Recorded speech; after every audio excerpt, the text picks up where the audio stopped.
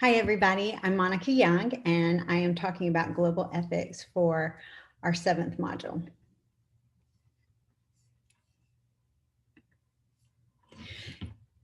So as technologies blurred the borders within our global economy, we're finding that cultural differences and cultural intelligence has created gray areas when it comes to global ethics.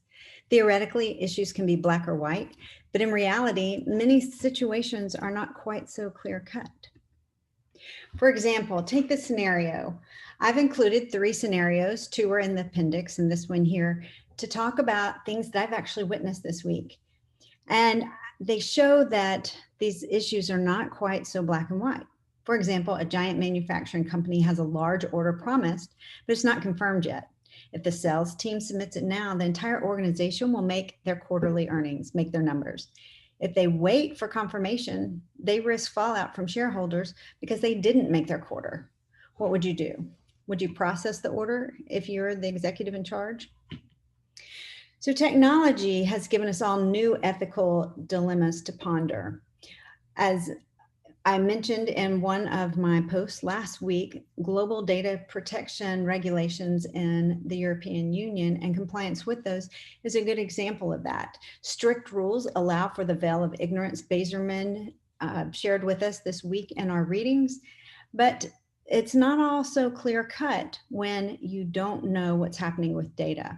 So the GDPR has been one step that the European Union made to try to get hold of modern ethical questions when it comes to data privacy.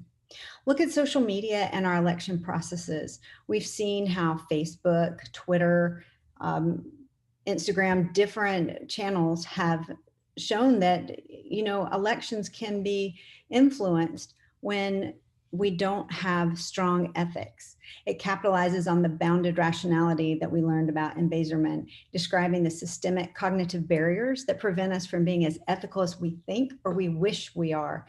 Getting those fake news stories is a really good example of how we can be swayed that way. But you know what? Companies are also using ethics in a positive way through behavioral economics. Lemonade Insurance is a really good example of that. They hired the famed Duke University behavioral economics Dan Ariely. I've got two videos that he's provided on trust in the appendix. One's a longer TED talk, one's a shorter one. Excellent talk about trust and how that affects behavioral economics. Telematics and rental cars. Ireland had a wonderful program where rental cars captured data.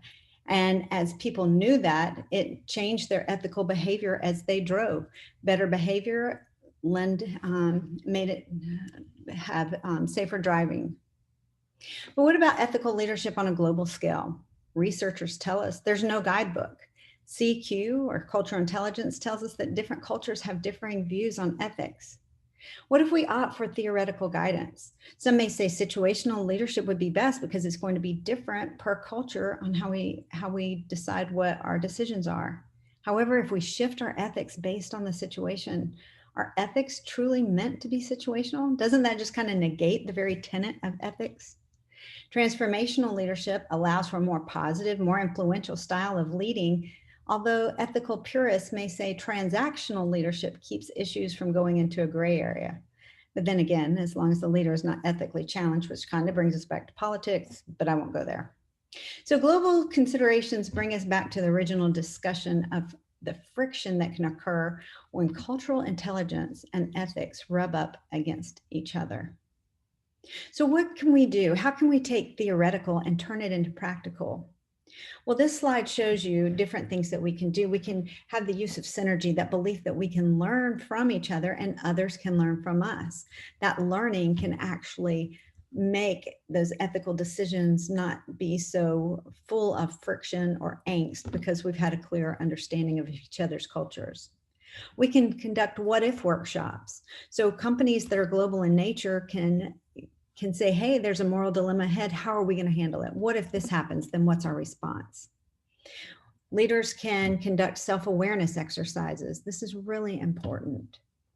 We can create a culture of accountability where different people within the company know that their actions are going to affect others, kind of like that scenario of the sales numbers I presented earlier. And then, of course, there's a culture of corporate stewardship. Another really good way is to look outwardly and see where are examples of how we can study what's happening for the future. As technology make these ethical lines blur, how can we think forward thinking to make sure that our role, what we do as practitioners, will be ethically pure? For example, the UNESCO Futures Literacy Summit is coming up in December in just a couple of weeks. I've added that in the appendix as well. That's a good way to learn about what's coming and practice those what ifs and prepare for the future. So like I said, in the appendix, I have several things, including the references I've used, different scenarios that you can refer to if you'd like to, and finally, the trust YouTubes that I mentioned, and then finally, how to register for the UNESCO Futures Literacy Summit. Thank you so much.